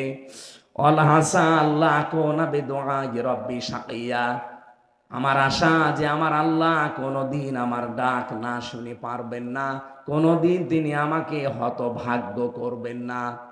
ফালাম্মা তাসালাহুম মা ইয়াবুদুনা মিন দুনিল্লাহ, এই মুহূর্তে যখন তিনি সবকিছু থেকে নিজেকে পৃথক করে একেবারে একা একা দাঁড়িয়ে গেছেন, কেউ নেই তার সাথে, তার বাবা নিজে তার শত্রু। আগুনে ফেলার সময় তার বাবা নিজে সাহায্য করছে। এরকম কঠিন মুহূর্তে হযরত ইব্রাহিম নবী আলাইহিস সালাম যখন দাঁড়িয়ে আছেন একা একা, আমার আল্লাহ ঠিক তখন তাকে নিয়ামত একটার পরে একটা দেওয়া আরম্ভ করলেন। তার মানে আমরা যদি জাতির পিতার সন্তান দাবি করি, বঙ্গবন্ধুর না, ইব্রাহিমের। কার? আমরা যদি ইব্রাহিম নবীর সন্তান দাবি করে থাকি যে আমরা ইব্রাহিমের সন্তান, আপনি ইমানের সাথে রিলেটেড যেগুলো আঁকড়িয়ে ধরবেন, ইমানের সাথে যেগুলো মিশে না ওগুলো যখন ছেড়ে দেওয়ার সিদ্ধান্ত নেবেন, আপনি দেখবেন আমার আল্লাহ ইব্রাহিমকে যেভাবে একটা একটা নিয়ামত দিয়েছে, আপনাকেও জীবনে আল্লাহ দেওয়া আরম্ভ করবে। কি দিয়েছিলেন তাকে? ওয়াহাবনা লাহু ইসহাক ওয়া ইয়াকুব, ইসহাককে দিয়েছিলেন, ইয়াকুবকে দিয়েছিলেন। তার বংশের ভেতরে কুল্লান জাআলনা নাবিয়্যা, আর তিনি জানতেন যে প্রত্যেককে আমার আল্লাহ নবী বানাচ্ছেন। আমি যেহেতু সিদ্দিকের ব্যাখ্যা করার জন্য পর্যন্ত এসেছিলাম, এবার আমি পেয়ে গেছি। আপনি বলছেন আমাদের জাতির পিতা ইব্রাহিম আমার আল্লাহকে তিনি খোঁজ করছিলেন, কেউ তাকে দেখিয়ে দেয়নি। তিনি খোঁজ করে করে যখন পেয়ে গেলেন সত্যটা, এই সত্যকে সত্য জানার পরে দুনিয়ার কত কিছু তার ছাড় দেওয়া লেগেছে বলেন। আর আমাদের চোখে আঙ্গুল দিয়ে দেখিয়ে দিলেও সত্যকে সত্য জানার পর আমরা মানতে চাই না। আমার কথা আপনি বুঝেছেন কিনা জানি না। জাতির পিতা সত্যকে অনুসন্ধান করছিলেন, খুঁজতেছিলেন, খুঁজতে খুঁজতে খুঁজতে যখন পেয়ে গেলেন, পেয়ে যাওয়ার পরে এমন ভাবে আঁকড়িয়ে ধরলেন, বললেন হানিফা, আমি একনিষ্ঠ ভাবে, ওমান আমিনাল মুশরিকিন, আমি মুশরিক না। এ ঘোষণা দেওয়ার পরে কত কিছু তার উপরে এসেছে দেখেছিলেন, যে বাবা পর্যন্ত বলছে তোর মেরে ফেলবো। আজও আমাদের দেশে যারা আমাদের অভিভাবক, সত্যের উপরে টিকে থাকতে গিয়ে আজ আমরা তাদের পক্ষ থেকে হুমকি ধামকি পাচ্ছি। নাম ধরা লাগবে। এতদিন যাদেরকে অভিভাবক মনে করতাম, দায়িত্বশীল মনে করতাম, ইমানের উপরে আজ টিকে থাকতে গিয়ে এই দেশের শত্রু, ইসলামের শত্রু, আল্লাহর ঘর মসজিদ যারা ভেঙে ফেলে, তাদের বিরুদ্ধে কথা বলতে গিয়ে দেখি এখন এই অভিভাবকরা আমাদের গালি দিচ্ছে। আপনারা চেতনার কথা বলতে বলতে চলে যান শুধু ৭১, শুধু ৫২, শুধু ৪৭, কেন ২৪ বলা যায় না? ২৪ও তো একটা চেতনা। ২৭৩২ জন মানুষ জীবন দিল, লাখের ওপরে মানুষ হাসপাতালে কাতরাচ্ছে। এই চেতনার সামনে নিয়ে আসেন না, শুধু নিয়ে আসেন ৭১, শুধু ৫২, শুধু ৪৭। কেন আপনি বলবেন এই কথা? ৪৭-এর সাথে ৫২-র সাথে ৭১-এর সাথে অন্তত আমার যে বয়স, আমার এখন ৩৩ বছর, আমার তো ওই বয়সের কোনো সম্পর্কই নেই। আমি ৪৭-এও ছিলাম না, ৫২-তেও ছিলাম না, ৭১-এও ছিলাম না, আমি ছিলাম ২৪-এ। এই দেশ যদি এখন চলে ২৪-এর চেতনায় চলবে। যারা দালালি করছেন জাতির কাছে গাদ্দার হিসাবে প্রমাণিত হবে। আগামীতে দেশ চলবে কোন চেতনায়? ২৪। জোরে বলেন। এই চেতনা থেকে আজ যারা দূরে সরে গেছেন বিভিন্ন হাদিয়া তৌফা পেয়ে, এই জন্য এই দেশে অরাজকতা চলছে। জাতির কাছে অলরেডি আপনারা গাদ্দার হয়ে গেছেন, দালাল হিসাবে পরিণত হয়ে গেছেন। থামেন। নিজেদের জীবনেও স্যাক্রিফাইস কম ছিল না, অনেক কিছু ছাড় দিয়েছেন, আপনারাও মাসলুম, কিন্তু মজলুম হয়ে এখন আবার নিজেরাই জালেম হয়েছেন না। হয়তো ২ বছর ৫ বছর খাবেন, এরপরে ওরা ১৫ বছর খেয়ে যদি টিকে থাকতে না পারে, আপনি ৫ বছর আরামে খেয়ে কি করবেন? ৫ বছর পরে আপনার বাড়ি ঘরও শ্মশান হয়ে যাবে। আমরা চাই না আপনার বাড়ি শ্মশান হোক। যাদের অভিভাবক মনে করি তারা এখন আমাদের গালি দেয়, আমরা নাকি ধর্ম ব্যবসায়ী। কোন কারণে এই রক্ত পিচ্ছিল পথে আমার আসা দরকার? আমার বাবার চা আছে, আমার চা আছে, আমি যদি মরণ পর্যন্ত শুধু নাকে তেল দিয়ে ঘুমিয়ে খাই, আমার জীবন শেষ হয়ে যাবে, কিচ্ছু হবে না, কিচ্ছু করা লাগবে না। বাধ্য হয়ে এই রাস্তায় আসা লাগে, কারণ আমি দেখতে পাচ্ছি দেশ পর্যন্ত বিক্রি হওয়ার ষড়যন্ত্র চলছে। আমি ঘরে বসে থেকে কি করব? ঘরও থাকবে, দেশ বিক্রি হয়ে গেলে ঘর তো বিক্রি হয়ে যাবে। ইব্রাহিম নবী যা যা ফেস করেছিল, আজ ইব্রাহিমের সন্তানরা আমরা তাই তাই ফেস করছি। এত ভালোবাসতাম, এত মহব্বত করতাম, এত ভালো মনে করতাম যে উপরে, আর তারা এখন সালে তুলতেই ৪৭, তুললেই ৫২, তুললেই ৭১। কথা তুললে ৪৭, ৫২, ৭১-এর না, কথা তুললে আমার বয়সের সাথে তোলেন, ২৪-এর চেতনার কথা বলবেন।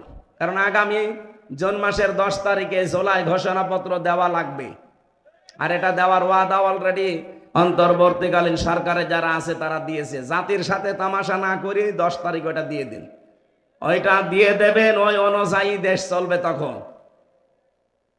এই অটোমেটিক যে চোপ্পমিয়া আছে, চোপ্পমিয়া অটোমেটিক বাতিল হয়ে যাবে, কারণ সংবিধান বাতিল হয়ে গেলে চোপ্পও শেষ।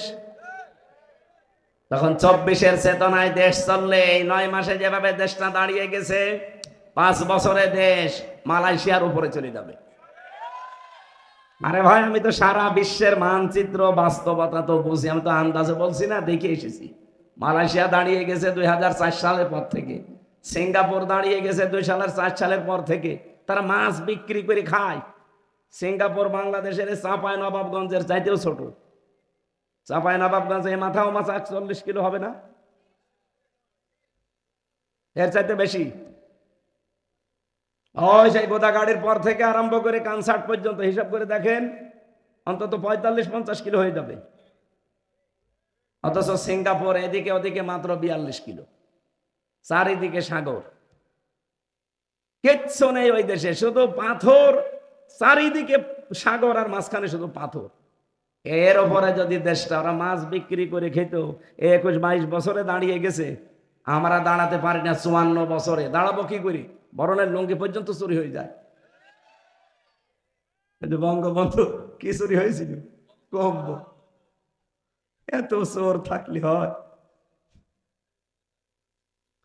না? আমরা যখন নেমেছি জাতির পিতা ইব্রাহিমের সন্তান হিসাবে, আশা করছি অনেক কিছু পরীক্ষা সামনে আসতেছে। উনি নিজে খুঁজে খুঁজে অনুসন্ধান করে করে তখন আল্লাহকে পেয়েছেন, সত্যকে সত্য জানার পরেই উনি মেনে নিয়েছেন। ওনাকে আল্লাহ বলেন তুমি সিদ্দিক। আর আমাদের চোখে আঙ্গুল দিয়ে দেখিয়ে দেওয়া হচ্ছে যে এটা সত্যের পথ, এটা দেশের পথ, এটা মানবতার পথ। না, ও মানতে চায় না, কারণ ওকে তো ফ্যান খাইয়ে পাঠিয়েছে।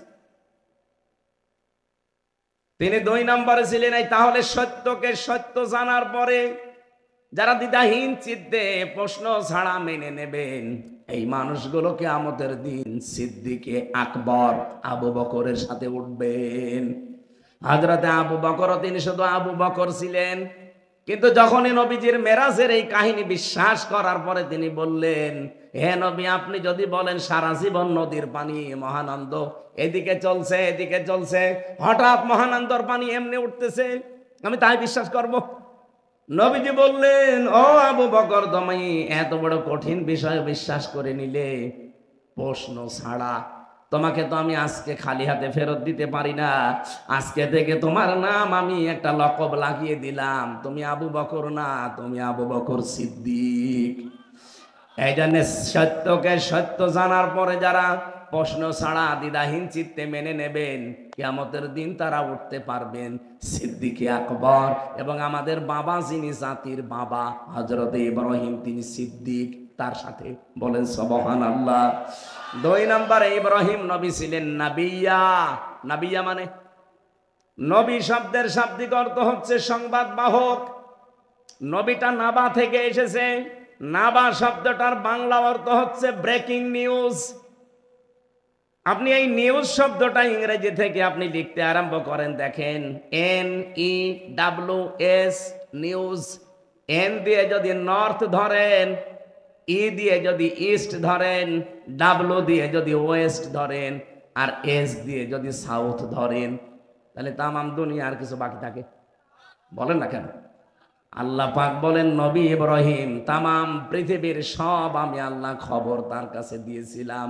ওই যে ওয়াকাযালিকা নুরি ইব্রাহিম, আমি ইব্রাহিমকে দেখিয়েছিলাম মালাকুতাস সামাওয়াতি ওয়াল আরদ, আসমান আর জমিন পরিব্যাপ্ত যত নিদর্শন সব তাকে দেখিয়েছিলাম। এই নিদর্শনগুলো সে দেখে দেখে আমি আল্লাহকে শেষ পর্যন্ত খুঁজে পেয়ে গেছে। ও জাতির লোকেরা, নবী যে সংবাদ আমাদের কাছে নিয়ে এসেছেন, উনি তো আমাদের জাতির পিতা ছিলেন ইব্রাহিম, আর আমরা যাকে মানি উনি জাতির পিতারও পিতা। যদি আমাদের মুহাম্মদ রাসূলুল্লাহকে ইব্রাহিমের সন্তান বলা হয়, কিন্তু সন্তানের দায়িত্ব, তার মর্যাদা, সম্মান এত বেশি আল্লাহ দিয়েছেন। ইব্রাহিমকে তো শুধু সিরিয়ার জন্য পাঠিয়েছিলেন নবী হিসাবে, আর আমাদের নবী মুহাম্মদ রাসূলুল্লাহকে সিরিয়া না, শুধুমাত্র আমেরিকা না, সৌদি আরব না, তামাম দুনিয়ার জন্য সংবাদ বাহক করে পাঠিয়েছেন। বলেন সুবহানাল্লাহ। আলোচনার বিষয় আমি যেহেতু ইব্রাহিমের জীবন থেকে আরম্ভ করব বলেছিলাম, যে ইব্রাহিম এই যে ছুরি চালিয়ে পশু জবাই করার নিয়মটা তার কাছ থেকে পেয়েছি, এর আগে এই নিয়ম ছিল না। গভীর ষড়যন্ত্র চলছে অলরেডি বাংলাদেশ নিয়ে। এই আগস্টের 5 তারিখের পর থেকে এই মে মাসের 23 তারিখ পর্যন্ত প্রায় 28টা কুলো তৈরি করেছে ওখানে বসে বসে। একটাও ষড়যন্ত্র সফল হয়নি, সামনে ইনশাল্লাহ হবেও না, যদি আমরা এক থাকতে পারি। এই জন্য ছোটখাটো বিষয় ভুলে যাওয়া লাগবে ভাই, এখনো এখন, নাই তো পেছনে যেটা আছে না এটাও থাকবে না। কালকে আমরা রাতের বেলায় রাত 2:30-3টার দিকে যে শান্তির মোড় চাঁপাই নবাবগঞ্জে ছিলাম, এখানে যিনি আলোচক ছিলেন এই যে মাওলানা আবুল কালাম আজাদ আজহারি, ওই ভাইয়ের সাথে দেখা হয়েছিল। অনেক গভীর টেনশন, চিন্তা মগ্ন আছে যে কি হতে যাচ্ছে দেশে। বললাম এই কঠিন পরিস্থিতি থেকে উত্তরণের একটাই উপায় আছে, এই দেশের ধর্ম, দল, মত, জাতি, বর্ণ, ধর্ম দেখা যাবে না, সব এখন শুধু দেশের জন্য এক হওয়া লাগবে। তাহলে এই ষড়যন্ত্র মোকাবেলা করা আল্লাহর রহমতে সম্ভব ইনশাআল্লাহ। আশা করছি এগুলো ঐক্য এখন খুবই বেশি দরকার। আরে ভাই, দেশই যদি না থাকে আপনার বাড়ি থাকবে? আমি আমার বাড়িতে এখন ঘুমিয়ে থাকতে পারতাম না? দেশের মানুষকে সচেতন করা আমার দরকার কি? আমি দেখতে পাচ্ছি দেশই না থাকলে আমার কুষ্টিয়ার বাড়িও থাকবে না। জালেম হয়ে গেলে কি হয়? আমি তো হানিফের বাড়ি দেখলাম, দেখেছেন হানিফের বাড়ি একেবারে মাটির সাথে মিশিয়ে দিয়েছে, হালকা পাতলা যাই ছিল। এই ফেব্রুয়ারির 5 তারিখে আযাবুল বুলডোজার নাজিল হয়ে সব শেষ। আজ আগামী থেকে আমাদের এরকম কোন অবস্থা যেন না হয়, এই জন্য এখনই ঐক্যবদ্ধ হওয়া লাগবে। একটু সুর তুলেছিল যে প্রধান উপদেষ্টা ডক্টর ইউনূস পদত্যাগ করবেন বলে মন স্থির করেছে, এখনো করেনি, শুধু করবেন বলে একটা আশ্বাস দিয়েছিলেন। এই আশায় অনেকেই জামাত আর বিএনপির বাড়ি ঘর অলরেডি ভাঙা আরম্ভ করেছিল ব্রাহ্মণবাড়িয়ায়। খালি সুর তুলে যদি এই হয় তাহলে কি হয়তো চিন্তা করতে পারেন। এজন্য সব ভুলে যান, আবার ওই দাল বারো ট্রাক সামনে দিয়ে দেবে, তখন ওই 16 বছর না 32 বছরও শোনাতে পারবেন না। আমাদের আর কি হারানোর আছে, সব তো হারিয়েই ফেলেছি। এজন্য যতটুকু বাকি আছে এটা যেন হারিয়ে না যায়। আল্লাহ তাআলা বলেন, ওয়াযকুর ফিল কিতাবি ইব্রাহিম। আমি 2টা কিরাত পড়েছিলাম, একটা ইব্রাহিম বলেছিলাম আর একটা বলেছিলাম ইব্রাহাম। 2টা জায়েজ আছে, কিন্তু আবরাহাম বলা জায়েজ নেই। কারণ পৃথিবীতে বহু নবীর নাম ইহুদি খ্রিস্টানরা পাল্টিয়ে দিয়েছে। তার ভেতরে আমাদের জাতির পিতা যিনি হযরত ইব্রাহিম, তার নাম ওরা বলে আবরাহাম। কি বলে? আমি বাইরের দেশগুলোতে যখন যাই, যে কিছুদিন আগে ছিলাম, ইহুদিদের সাথে খ্রিস্টানদের সাথে মিশলে ওদেরকে যদি বলা হয় যে আপনার নাম কি, নাম বলার পরে যদি বলে আপনার নবীর নাম কি, নবীর নাম ওরা পরিবর্তন করে ডাকে। ইহুদিরা নবীর নাম বলে জোসেফ। জোসেফ মানে মুসা আলাইহিস সালাম। খ্রিস্টানরা তাদের নবীর নাম পাল্টিয়ে বলে যিশু। যিশু মানে ঈসা আলাইহিস সালাম। ও, এই এলাকায়ও খ্রিস্টান আছে, আপনারা তো ভালোই জানেন। এইভাবে আমাদের আল্লাহর পক্ষ থেকে ঘোষণা দেওয়া মুসলিম জাতির পিতা মিল্লাতা আবিকুম ইব্রাহিম হুয়া সাম্মাকুমুল মুসলিমিন। আল্লাহ তাআলা বলেন, তোমাদের জাতির পিতা হিসাবে আমি একটা নাম উচ্চারণ করলাম। আল্লাহ নিজে নাম উচ্চারণ করলেন। নাম কি? ইব্রাহিম, ইব্রাহাম। হুয়া সাম্মাকুমুল মুসলিমিন, হুয়ার ফাইল কর্তা 2 জন। একদিকে হযরত ইব্রাহিম হতে পারেন, 2 নম্বরে আমাদের আল্লাহ। তাফসিরে মারিফুল কোরআনে 2টা নামই আছে। আল্লাহ অবশ্যই আমাদেরকে বানিয়েছেন, সেই হিসাবে প্রত্যেকটি সৃষ্টির নাম তিনি দিয়েছেন। আমাদের নাম তিনি মুসলিম জাতির, এই নামটা তিনি দিয়েছেন। হওয়ার 2 নম্বর কর্তা বা ফাইল আমাদের পিতা। যেহেতু পিতা হিসাবে প্রায় 13টা দায়িত্ব পালন করা লাগে সন্তানের উপরে। খালি জন্ম দিয়ে ছেড়ে দিলেই হয় না, কয়টা দায়িত্ব পালন করা লাগে? 13টা। তার 1 নম্বরে দায়িত্ব, সন্তান হলে তার একটা অর্থবোধক নাম রাখা লাগে। আর আমাদের এমন একটা অর্থবোধক নাম আমাদের বাবা দিয়েছে। কি নাম? মুসলিম। বলেন বলেন। আমরা এখানে বহু বাবা আছি, সন্তানের নাম এমন রাখে, ওই নামের প্রভাব জীবনে তখন পড়ে আর কন্ট্রোল করা সম্ভব হয় না। মানুষের নাম কিন্তু মারাত্মক একটা বিষয়। দেখবেন পৃথিবীতে মানুষের নামের প্রভাব তার জীবনে পাওয়া যায়। আমি জেলখানায় থাকতে কয়েকটা শীর্ষ সন্ত্রাসীর সাথে ছিলাম কিছুদিন। ওরা আমাকে প্রথমে নিয়ে ওদের সাথে রেখেছিল। তার ভেতরে 1 নম্বরে ছিল সুইডেন আসলাম। নাম শুনে বোঝা যাচ্ছে যে আল্লাহর ওলি কেমন। এরপরে ডেঞ্জার রাসু, নাম দেখেছেন? ভয়ঙ্কর তাজ। এরপরে ছিল পিচ্চি আক্তার। না, ছোটখাটো মানুষটা, এজন্য পিচ্চি বলে ডাকতো। কিন্তু এই আল্লাহর ওলি যে কত মানুষকে উপরে পাঠিয়েছে ও জানে আর আল্লাহ জানে। এইরকম ভয়ঙ্কর মানুষ আজ 25 বছর, 27 বছর, 22 বছর জেলে পড়ে আছে। ওদের ওইটাই দুনিয়া। আল্লামা দেলাওয়ার হোসাইন সাইদি রহমতুল্লাহ আলাইহে, উনি একজনের নাম বলতেন না ওয়াজের মাহফিলে, যে মকিম গাজী। নাম শোনেননি? ওনার তাফসির মাহফিলে উদাহরণ দিতে গেলে এই একটা নাম আসতো, যে মকিম গাজী হাইকোর্টের সামনে থেকে পালিয়ে গেছে। পুলিশ যদি তারে ধরে পায়, ওরে কি বাবা, খালু, মামু বললে ছেড়ে দেবে? ওরে যেভাবে আবার আটক করে নিয়ে যাবে, কিয়ামতে জাহান্নামে মানুষদেরকে আল্লাহ ফেরেশতাদেরকে এইভাবে নিয়ে যাবে। উনি উদাহরণ দিতে গিয়ে মকিম গাজীর নাম বলতেন। ওই সময় ছোট ছিলাম, বুঝি না যে মুকিম গাছি আর কি, এ যে দেখি আসলেই মুকিম গাছি। 3বার জেল থেকে পালিয়েছে, 3বারই ধরা পড়ে গেছে। আল্লাহর ওলির একদিন জিজ্ঞাসা করলাম, ভাই আপনার কয় বছর জেল? বলছে 160 বছর। আপনি 160 বছর জেল, আপনি কি বের হবেন? বলছে, হব না মানে হুজুর দোয়া করেন। তা আমি দোয়া করব আর আপনি 160 বছর পরে বের হয়ে চলে যাবে, আপনি বাঁচবেন অতদিন? অথচ আজ 40 বছরও জেলখানায় আছে। নামের প্রভাব পাওয়া যায় মানুষের জীবনে। আমাদের নাম, আমাদের মাবুদ যিনি, তিনি যেমন সুন্দর রেখেছেন। দ্বিতীয় ব্যাখ্যা, যেহেতু আমাদের বাবা এর ফাইল হতে পারে, আমাদের শিক্ষা নেওয়া দরকার। সন্তান হলে এমন একটা সুন্দর নাম রাখবেন যার প্রভাব তার জীবনে পাওয়া যায়।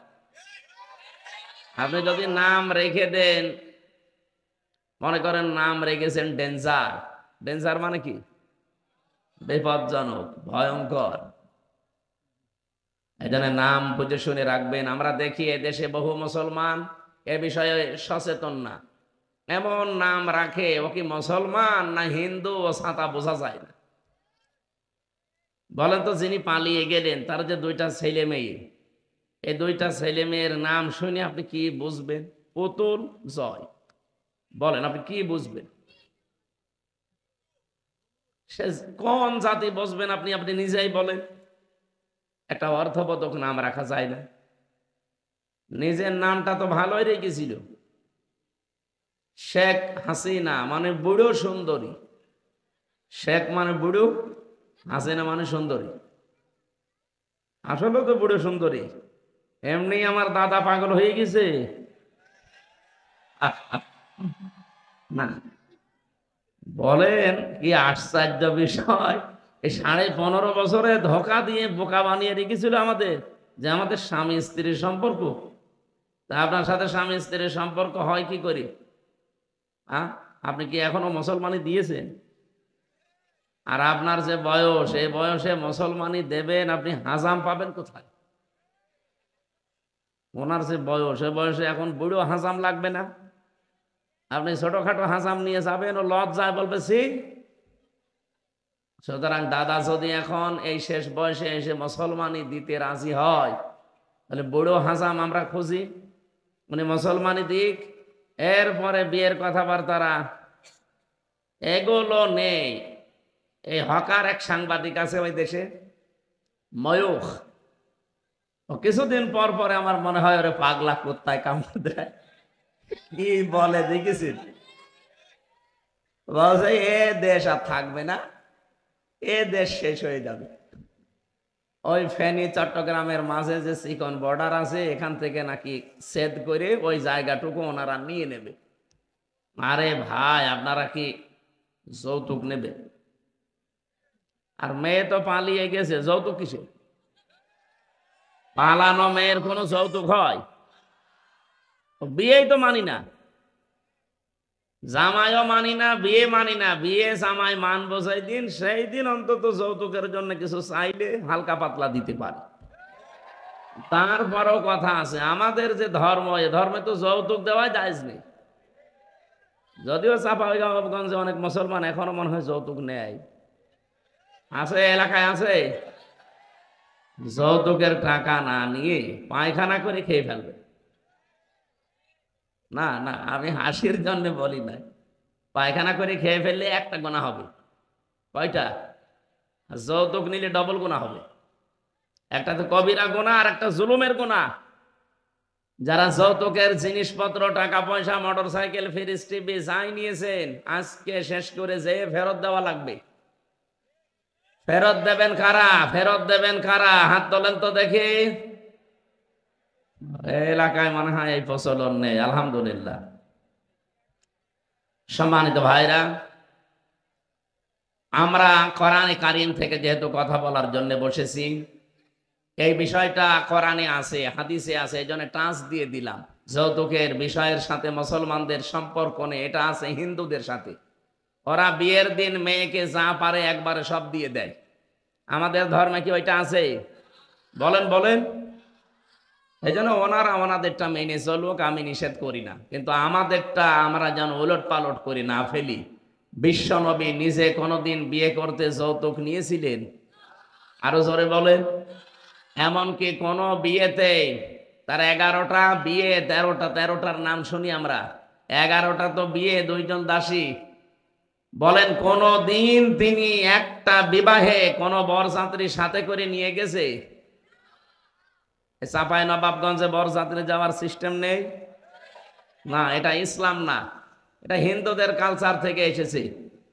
যেন আজকে থেকে যারা এরকম কোন জায়গায় দাওয়াত পান যে চলেন বরযাত্রী যায়, মুখের উপরে মানা করে দেবেন না, ইসলামে নেই, আমি বরযাত্রীতে নেই। পারবেন না বলতে? ইসলামে আছে অলিমা। কি আছে বলেন বলেন। আজকে থেকে অলিমা সিস্টেম চালু করা দরকার। হুজুরকে বরযাত্রী নিয়ে গিয়েছিলেন? আরে হুজুর না, ওনারে কি বলবো, আমি নিজেও তো গেছি। আমি বেশি নিইনি, 7-8 জন। আপনি হয়তো একটু বেশি নিয়েছিলেন। যাই যাই কয়জনই আমরা খাওয়াইয়াছি শ্বশুরের সম্পদ, ওইগুলো ফেরত দেওয়া দরকার। কন্যার বাড়ি থেকে তার অনুমতি ছাড়া একটা পানও খাওয়া যায় না। আর আমরা টিভি নিয়ে চলে আসতেছি, মোটরসাইকেল নিয়ে যখন আপনি আসেন, স্ত্রীর সামনে গিয়ার দিয়ে বাড়ি থেকে চলে যাচ্ছেন, ও বউ মনে মনে বলে আল্লাহ ও যেন অ্যাক্সিডেন্ট করে, কারণ আমার বাবার রক্ত ঘামানো পয়সা, কি সুন্দর করে গিয়ার মারছে, ও যেন অ্যাক্সিডেন্ট করে। এই জন্য আমার মনে হয় দেখবেন যৌতুকের মোটরসাইকেল যারাই নেয়, এ জীবনে একদিন না একদিন অ্যাক্সিডেন্ট করে। এই অ্যাক্সিডেন্ট করে পা খারাপ, এখনো যৌতুক নেইনি, আগের থেকে অ্যাক্সিডেন্ট করে পড়ে আছে। আমরা আশা করব এখন থেকে আর সামনে কোনো বিয়েতে যেন এই বরযাত্রীর সিস্টেম না থাকে। এটা হিন্দুদের রীতি। কাদের? হিন্দু ভাইরা যদি করে আনন্দ পায়, করুক গা, যেহেতু ইসলামে নেই, আমরা ওই দলে আছি। এখন থেকে আলোচনা হবে, যদি অনুষ্ঠান করতেই হয় অলিমার। কিসের? আর অলিমা হয় ছেলের বাড়ি না মেয়ের বাড়ি? এই ভাঙা ভাঙা কথাগুলো আশা করছি মেনে নিতে পারলে পারিবারিক জীবনে মেয়েদের, অন্তত মেয়ের বাবা হালকা হলেও বাঁচবে। 400-500 মানুষ খাওয়ানো লাগে। একটা মেয়ে জন্ম দিয়ে যদি এত মানুষ খাওয়ানো লাগে, আমার 3টা মেয়ে 1500 মানুষ খাওয়ানো লাগবে। এই জন্য তো বারবার বলছি যেন খাওয়ানো না লাগে। আল্লাহ মুসলিম হিসাবে যেহেতু আল্লাহ আমাদেরকে পাঠিয়েছেন, আমাদের পিতা হিসাবে নাম দিয়েছেন মিল্লাতা আবিকুম ইব্রাহিম হুয়া সাম্মাকুমুল মুসলিমিন। আল্লাহ আমাদেরকে বাবার দেওয়া নামটা যেন আমরা রাখতে পারি। অনেকে বাবার দেওয়া নাম আর রাখে না, এ নামটাও পর্যন্ত শেষ পর্যন্ত রাখতে পারে না, টিকেও থাকে না।